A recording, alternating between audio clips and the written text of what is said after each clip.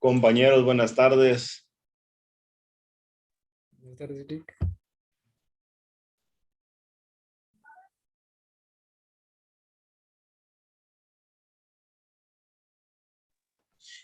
Nuevamente es un honor poderlos saludar y poder continuar con el curso de Derecho Notarial 2 sin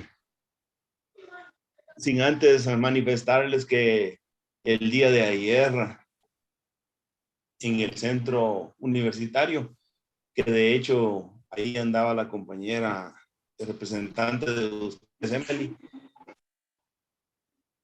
me asignaron impartir también en este semestre y en esta sección Derecho Procesal Civil 2. Entonces, días lunes y miércoles se impartirá ese curso. Entonces, mañana tendríamos dicho curso. Entonces yo les decía que ante la incertidumbre que estaba, que me habían asignado una clase en el 10º y luego me asignaron esta en el 8º, pues considero que mañana tendríamos clases de Derecho Procesal Civil.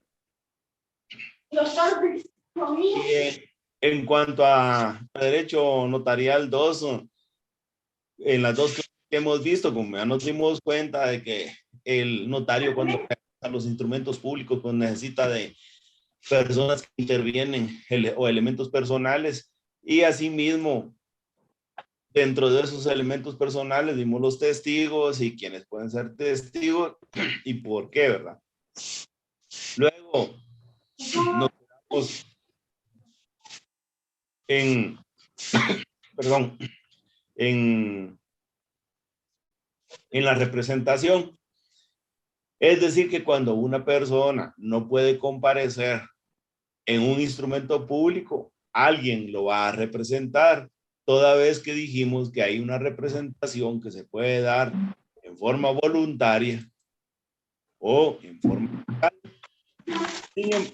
Sin embargo, hay otra representación post-mortem que lo vamos a ver también, pero en la representación es aquella personería que, o la representación es la personería o la facultad de ejercitar voluntaria o legalmente, adquiriendo derechos y contrayendo obligaciones en nombre de otra persona, es decir, porque lo estamos representando. La representación voluntaria, dijimos que cuando se delega esta representación a otra persona, va a ser por medio del mandato, es decir, que el mandante otorga ese mandato al mandatario y el mandatario, con el testimonio de dicho mandato, actúa en representación de la persona toda vez que el mandato haya sido registrado en el registro de procesos del Archivo General de Protocolo.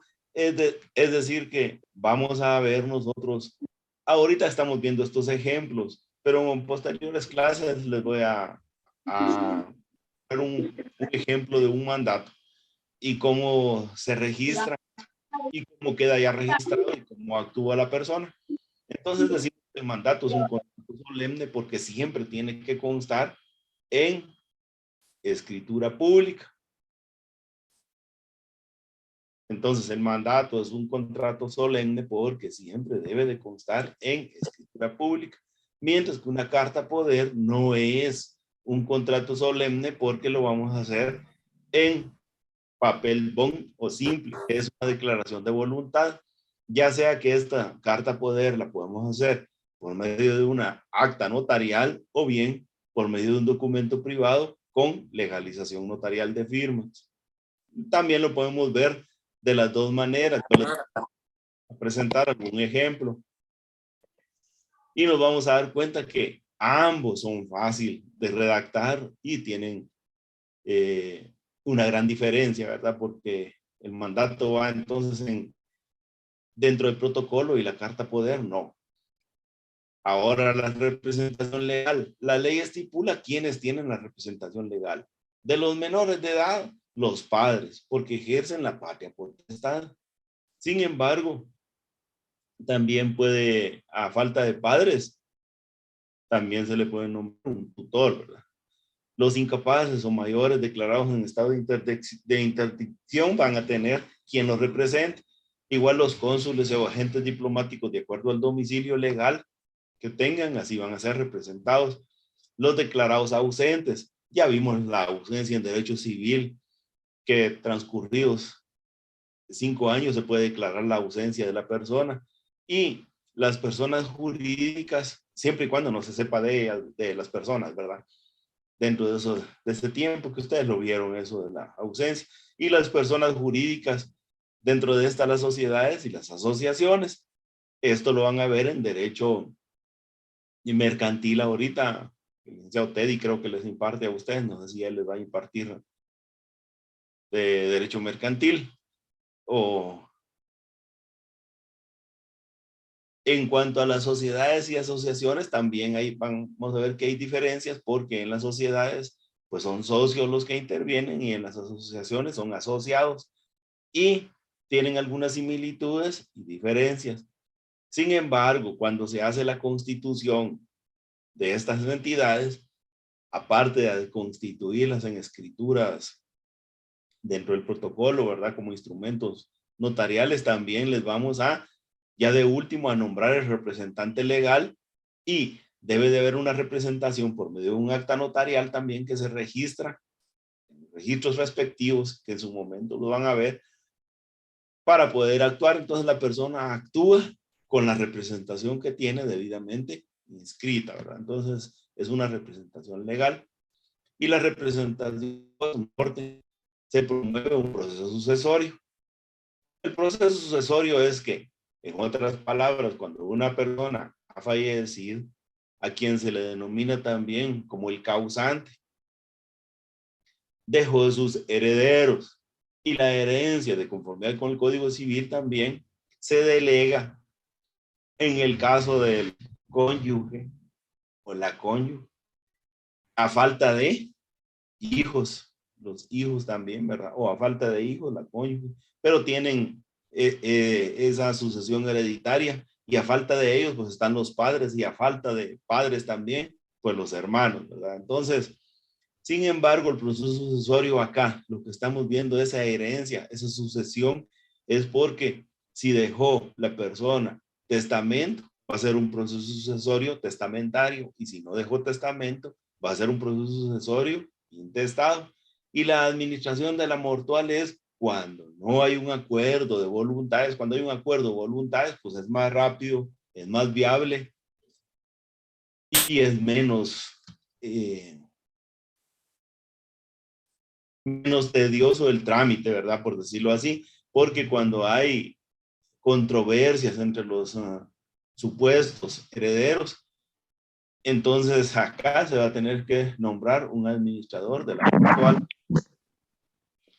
Ahora bien, como ya tenemos nosotros deducido que hay representación en esta vida, por decirlo así, una representación voluntaria, una legal y la post-mortem, ahora, ¿cómo vamos a acreditar nosotros esa representación? Si hablamos de un menor de edad, el padre o la madre o ambos van a representar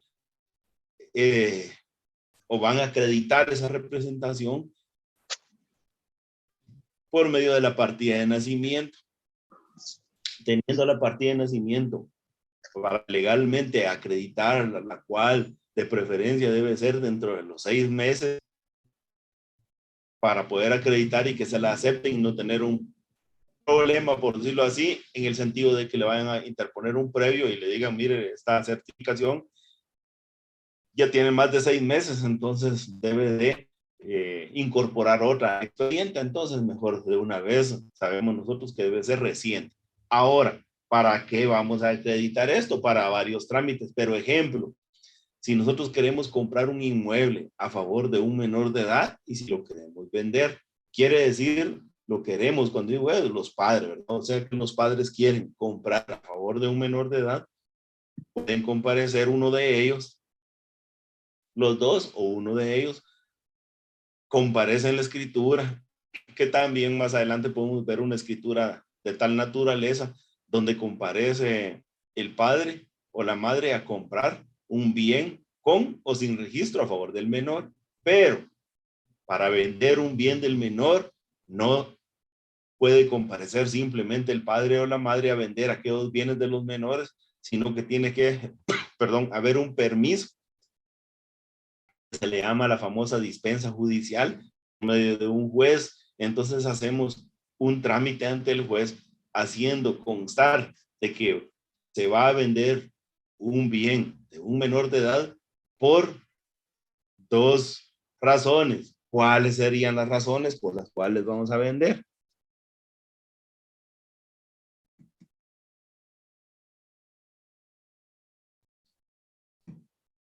Ustedes, si consideran que tienen la idea de algo, díganlo. Y si no es así, pues aquí lo aclaramos, pero yo sé que ustedes tienen la idea de que si vamos a comprar un bien de un menor es porque desde luego al menor le va, eh, le estamos ayudando como padres, ¿verdad? A comprar ese bien, pero también ya cuando el menor tiene un bien y resulta de que hay que vender ese bien, ¿cuáles serían las razones que le vamos a imponer al juez o le vamos a manifestar al juez en la dispensa judicial para que el juez nos autorice y diga, bueno, desde luego con pruebas, ¿verdad? ¿Cuáles serían las razones? Entonces, Esa por es necesidad, licenciado. una por necesidad, Martín.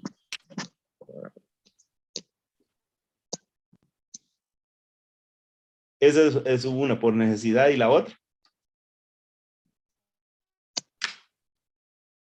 La otra es por utilidad. Ahora bien, cuando estamos diciendo por necesidad y utilidad, alguien de ustedes me podría decir de qué manera le vamos a manifestar al juez en algún apartado ahí, en los hechos, de que por la necesidad o por la utilidad de, ¿qué interpondríamos? ¿Qué se nos ocurre a nosotros?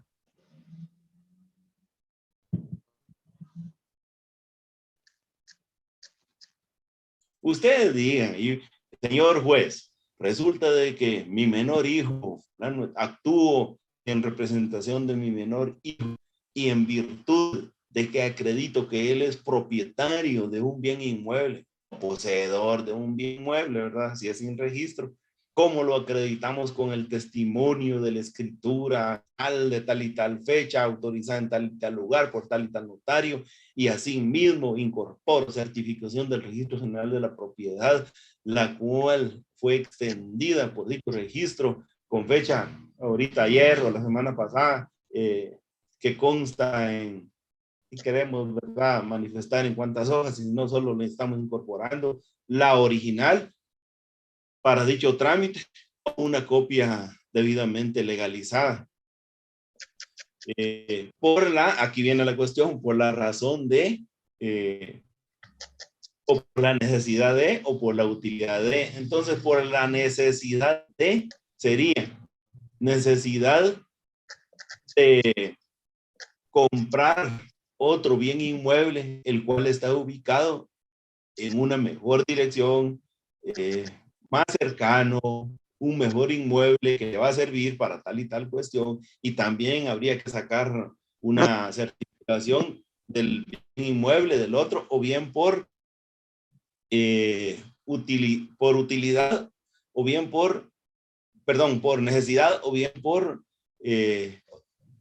para que quede claro, por utilidad sería porque vamos a utilizar ese dinero de ese bien inmueble para comprar otro. Y por necesidad sería porque el menor está estudiando y para que continúe sus estudios porque se pretende tal y tal cosa y estudiar en tal y tal colegio. Entonces vamos a acreditar todo eso y va a decir el juez, bueno, aquí hay necesidad o hay utilidad y va a dar la autorización. Entonces ya interviene el papá o la mamá para hacer la escritura. No sé si hay alguna duda y si no, continúo aquí con la representación por medio de mandato.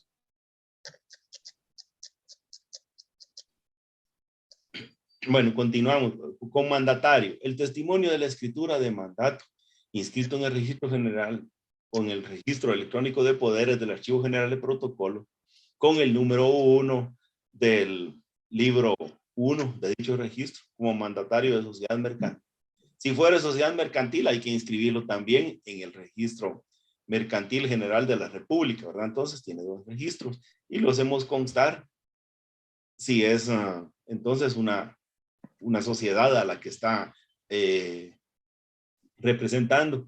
Sin embargo, acá, como estamos hablando de personas particulares, entonces con el testimonio debidamente inscrito, ya comparece el mandatario, el gestor de negocios. El gestor de negocios solo tiene que tener la buena voluntad de él de representar a otra persona, adquiriendo bienes en representación de otro. Entonces comparece fulano de tal con todos sus datos y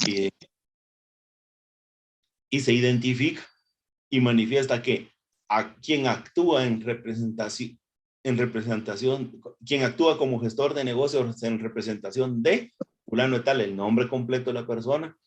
Y ya esto es en la parte introductoria, o sea, en el cabezado de la escritura, que comparece el gestor de negocios, y ya en el cuerpo de la escritura, ahí vamos a ver en las cláusulas, en la segunda cláusula, que comparece el gestor aceptando la venta que le hacen al señor fulano de tal. Y ya el testimonio lo vamos a entender también a favor de la persona de quien está adquiriendo el inmueble, ¿verdad? Entonces, el gestor de negocios, de conformidad con el 1605 del Código Civil, establece que basta con consignar que actúa como gestor de negocios y el nombre completo, ¿verdad?, de la persona para adquirir el bien a nombre de fulano de tal. Perdón. En cuanto a una iglesia evangélica, ¿quién es el representante legal? El presidente de la junta directiva. Cuando le pregunten a usted quién será el representante de esa iglesia evangélica, tendríamos que averiguar quién es el presidente de la junta directiva y por cuánto tiempo fue nombrado y luego lo sustituye otro y sucesivamente. ¿Y cómo lo va a acreditar este presidente? Por medio del acta notarial de nombramiento, la cual se inscribió en el registro de personas jurídicas del Ministerio de Gobernación a través de un acuerdo ministerial. Ojo, cuando a usted alguien lo requiera y le diga, o algunas personas, fíjese que queremos fundar u organizar una iglesia evangélica, si nos hace favor de explicarnos y que nos haga el trámite, entonces ustedes ahí le piden los documentos de quienes van a intervenir en dicha iglesia evangélica y con los documentos, pues, para hacer la escritura constitutiva hay que hacer algunos estatutos de cómo va a funcionar la iglesia, etcétera. También vamos a ver estos ejemplos, porque si estamos viendo, vamos a tratar de explicarlos y de ver algunos ejemplos. Entonces, ya teniendo la escritura y haciendo el trámite en el Ministerio de Gobernación y debidamente inscrita la iglesia como tal, que lleva su determinado trámite, entonces ya es el momento oportuno de que hagamos el acta de nombramiento de quien va a ser el presidente de la junta directiva y toda vez inscrito como tal, entonces ya empieza a funcionar. La iglesia ya venía funcionando, ¿verdad? Pero el presidente va a poder firmar, actuar, recibir algún inmueble, pero cuando ya esté inscrito como tal. En cuanto a la sociedad mercantil, si alguien me hace favor de leer, o dos compañeros o compañeras, vamos a leer el artículo 44 y 47 del Código de Comercio. Mientras lo leen, administrador único, consejo de administración o gerentes. Acredita su personería con el acta notarial de nombramiento inscrito en el Registro Mercantil General de la República, con el número de folio, libro de auxiliares de comercio. Sin embargo, como primero se inscribe la sociedad también, de la misma manera el administrador único, que ya se mencionó en dicha escritura constitutiva, también le vamos a hacer el acta notarial de nombramiento para inscribirlo posterior de que la sociedad quedó inscrita, ¿verdad? y ya va a empezar a funcionar la sociedad y la va a representar el administrador y gerente de dicha entidad. Entonces el artículo 44, si me hacen favor, y el 47, y nos vamos a dar cuenta que se refiere a la representación de la sociedad. Artículo 44, licenciado, buenas tardes. ¿Qué tal, Ronnie? Gracias, Ronnie. Gusto saludarle. Administración. La administración de la sociedad estará a cargo de uno o varios administradores o gerentes, quienes podrán ser o no socios y tendrán la representación judicial. Los administradores no podrán dedicarse por cuenta propia o ajena al mismo género de negocio que constituya el objeto de la sociedad, salvo pacto en contrario. Gracias. Y el 44. Bueno, sí, 44. Entonces ahí ese artículo lo que se relaciona, a lo que se refiere es de que la sociedad va a ser representada por uno o más, que sean socios o no, pero que va a ejercer en beneficio de la sociedad, esté autorizado y esté nombrado como tal. Y el 47 tiene relación también con el 44, sí. Por favor ahí de leerlo, gracias. Si lo lee alguna compañera. Licenciado, buenas noches. Sí, buenas noches, Jessica. Facultades de los administradores. Los administradores o gerentes tienen, por el hecho de su nombramiento, todas las facultades para representar judicialmente a la sociedad de conformidad con las disposiciones del organismo. Tendrán además las que se requieran para ejecutar los actos y celebrar los contratos que sean del giro ordinario de la sociedad, según su naturaleza y objeto, de los que estén en él se deriven y de los que estén en él se relacionan, inclusive la administración de títulos. Sin embargo, en la escritura social pueden limitarse tales facultades. Para negocios distintos de este giro necesitarán facultades especiales detalladas en la escritura social, en acta o en manda. Antonio Escobar, su micrófono.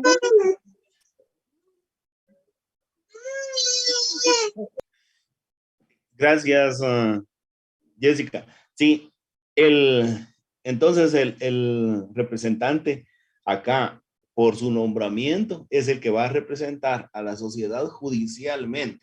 Es decir, que si hay una demanda o denuncia, el representante legal debe de ir al Ministerio Público, al juzgado, donde haya sido requerida la sociedad.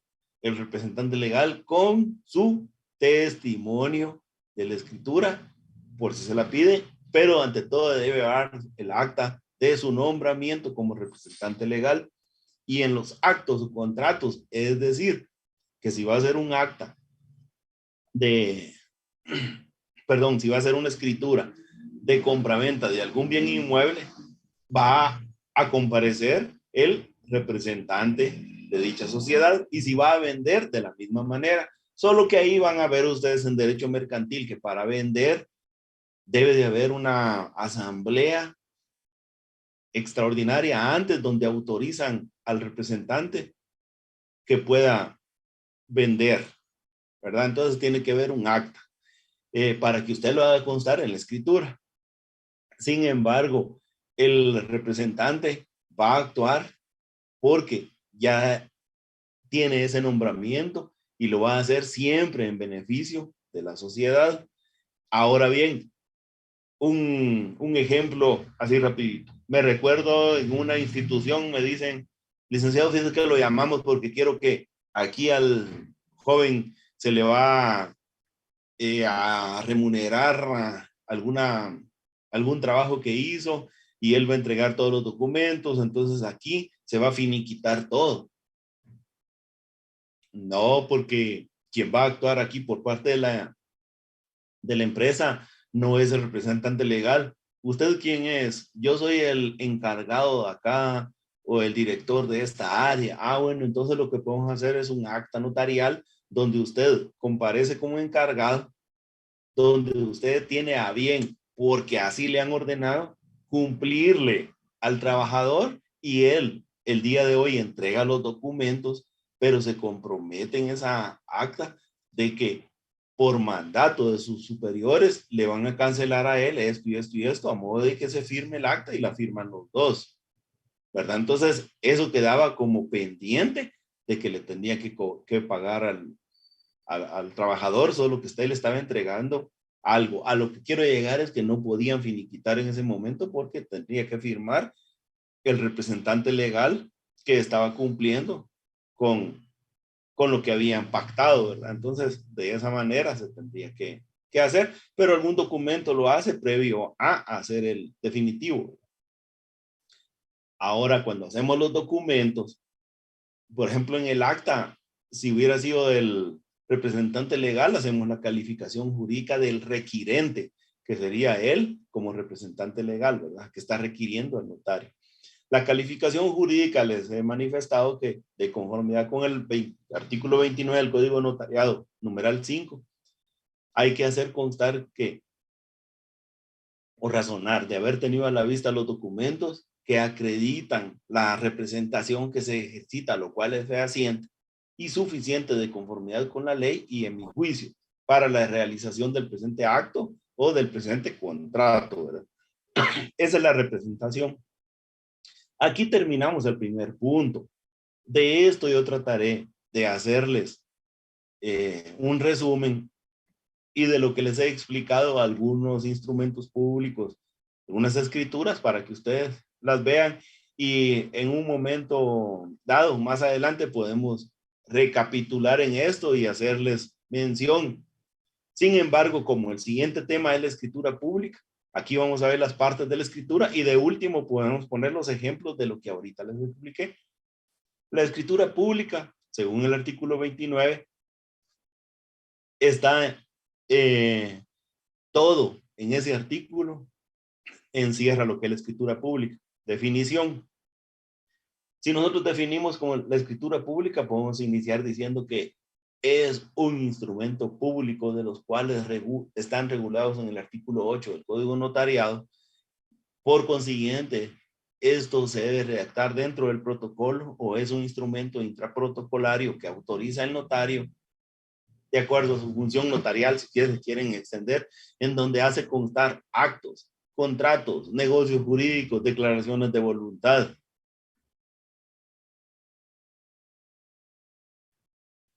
Y cuando hablamos de la escritura pública, que es parte del artículo 8, ¿verdad? La clasificación. La escritura se clasifica en escritura matriz o principal y hay otras que son complementarias, secundarias o accesorias o que vienen después de haberse hecho una escritura principal. Podemos hacer una accesoria, ¿verdad? O complementaria. Y las canceladas, o sea que hay tres tipos de escrituras. Primero, la escritura principal, artículo 8, 9 y el 36, el 29 también, ¿verdad? Es el instrumento público en donde surge el negocio jurídico, los derechos y obligaciones y subsiste por sí mismo, no necesita de otra para su validez. Si hacemos una escritura ayer o hoy de compra-venta, entonces ahí ya firmaron, ya se entregó la copia simple legalizada o el testimonio, porque es una escritura sin registro. Ahora si es con registro, pues ya hoy, mañana la preparamos para llevarla al registro, etcétera, y pagar el impuesto correspondiente, pero no necesita de ninguna otra para su validez. La escritura complementaria. También el 3677, numeral 1, inciso E o literal E, es el instrumento público que adiciona, aclara, modifica, rescinde una escritura principal. No surte efectos por sí sola, ya que necesita de una escritura matriz previa. Bueno, va a aclarar una anterior, va a venir a modificar una anterior, a rescindir, porque las personas que ayer hicieron una escritura puede ser que hoy vengan y digan, fíjese que no estamos de acuerdo en eso y queremos anularla, dicen ellos. Nosotros lo que vamos a hacer es rescindir aquel contrato, porque anular no se puede porque ya nació la vida jurídica. Entonces vamos a hacer una segunda escritura que viene a rescindir una principal. No surte efectos por sí sola, desde luego, porque la segunda no puede existir sin la primera, ya que necesita de una anterior o de una previa. Es obligación del notario razonar al margen de la escritura matriz la anotación de haber autorizado otra escritura. Entonces, como ayer hicimos una escritura y resulta que hoy se va a rescindir, la hicimos con la escritura 5 y hoy la vamos a hacer con la 6. Nos vamos al margen de la escritura 5 del protocolo original y le anotamos razón.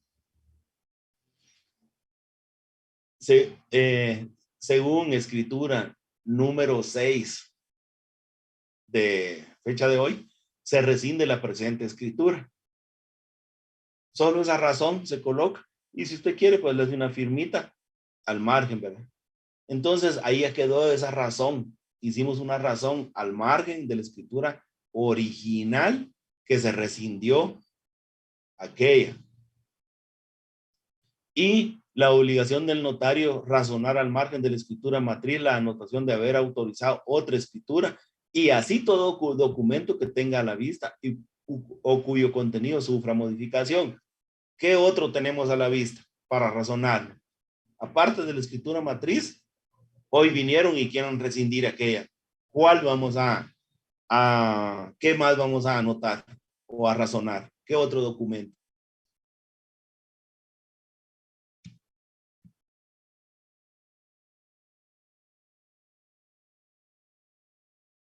Está fácil. La ley dice que debemos de razonar la escritura anterior, o sea, la matriz al margen, y solo hacer la razón de que se hizo una rescisión por medio de la escritura tal que fue posterior, desde luego. Pero también si tenemos a la vista algún otro documento, lo debemos de razonar. ¿Qué documento? Me dicen qué documento y luego qué razón le vamos a colocar.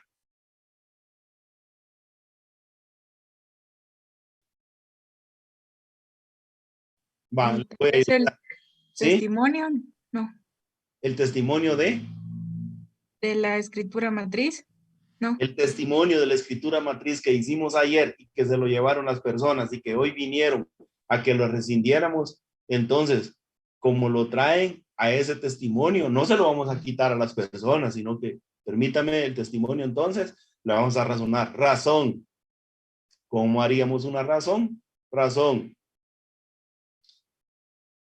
La presente escritura, por voluntad de los otorgantes, que sería el vendedor y el comprador, el día de hoy, por medio de escritura número 6, de tal y tal fecha, 19/07/2022, se rescinde, firma y sella el notario y le devolvemos ese testimonio. Y le vamos a dar una subcopia simple legalizada de la escritura que estamos rescindiendo hoy para que la adjunten. Y esa se la lleva a las personas porque a ella les corresponde. Entonces, solo una copia simple legalizada porque no vamos a pagar timbres. Ahora bien, rescindiendo la escritura, como ya le habíamos preguntado, ¿y por qué la van a rescindir? Resulta de que fíjense que no era ese el inmueble, o mejor llegamos a un acuerdo de que dejamos sin efecto eso y le voy a vender, en lugar de venderle allá en la montaña, le voy a vender aquí en la orilla de la carretera. Entonces, vamos a hacer otra escritura. Entonces ya hace otra escritura. Como consecuencia de que estas personas llegaron a ese acuerdo, usted no solo hizo una escritura ayer, hizo hoy otra y va a ser una tercera porque ellos llegaron a un acuerdo, si así fuera el ejemplo, ¿verdad? Entonces, también vamos a ver una razón que es bien fácil. Las escrituras complementarias pueden ser entonces, ¿por qué? Porque vamos a adicionar algo, vamos a aclarar algo, a modificar, a rescindir, que es el ejemplo, o a ampliar. Adición. Vamos a ver esto también de que en la primera línea nosotros estamos escribiendo la escritura 6 y resulta que escribimos si es, nos equivocamos. Entonces no vamos a borrar ni a ponerle el corrector, sino que agarramos y le ponemos guiones a si es, porque así es la palabra en lugar de 6 que habíamos anotado, y arribita, en diagonales, 6. Y nos venimos al final de la escritura y le colocamos Adición. Primero, testado. Testado, si es, coma, omítase. Punto. Adición, 6, léase. Porque estamos adicionando, porque antes de esa primera línea no había otra línea o renglón donde nosotros vamos a poner entre renglonaduras o entre líneas. Por eso es que es adición. Y si fuera una escritura de aclaración o de modificación o de ampliación, estamos aclarando de que no era el inmueble. Entonces no lo rescindimos, no que aclaramos de que no era el inmueble en la montaña, sino que en la orilla de tal camino, previo al ingreso a la montaña. Solo estamos aclarando el nombre. Y si van a ampliar, que fíjese que, perdón, que el inmueble le vendí una cuerda y mejor que sean 2, hace una escritura usted de otra cuerda, o si no, amplía esta anterior, si así se pretende, ¿verdad? Perdón, y por último, la escritura cancelada, que de conformidad con el 37b del Código Notariado, dicho artículo, el instrumento público que ocupa un lugar y un espacio en el protocolo, porque resulta de que nosotros en la impresora pusimos la hoja de protocolo y la colocamos al contrario, o se nos corrió la hoja, como sea, pero ya es escritura número 7, ya tiene un número, fecha y todo. Entonces, en la parte del reverso venimos y hacemos razón, 2 puntos. Lo primero, lo podemos hacer a mano o en la misma computadora. Razón, 2 puntos. Se cancela la presente escritura por error de impresión. Y nos vamos abajito unas 3, 4, entonces, por razón de impresión. Solo hicimos la razón, no hay necesidad de estar firmando. Y más abajo, unas 2, 3 líneas abajo, es número 8. Entonces lo volvemos a hacer, ¿verdad? Pero la cancelada no surgió a la vida jurídica porque no ha sido firmada por las partes y es prohibido extender copia de dicho testimonio de conformidad con el artículo 77, numeral 4, y procede a dar aviso de cancelación al director del Archivo General del Protocolo dentro de los 25 días hábiles siguientes. Es decir, de que llevamos 8 instrumentos públicos. De los 8 instrumentos públicos, sí o sí, nosotros dentro de los 25 días hábiles tenemos que enviar nuestros testimonios especiales. Independientemente que estuvimos dándole sus testimonios y las copias simples legalizadas a los interesados, nosotros enviamos los testimonios. Pero de esta número 8 que cancelamos, o la número 8, por ejemplo, que cancelamos, no vamos a enviar testimonios, sino que un aviso de cancelación. También vamos a ver entonces más adelante en la próxima clase las partes o estructuras de la escritura, ¿verdad? Y posteriormente, pues posiblemente vamos a extender el tiempo para dar clases y si no, pues aprovechando que les voy a estar dando esas 2 clases que me asignaron, ahí vamos a ver dónde nos hace falta el tiempo y podemos ir explicando, ¿verdad, compañeros? Yo considero que de conformidad con el tiempo, como les digo, podemos ampliar el espacio, pues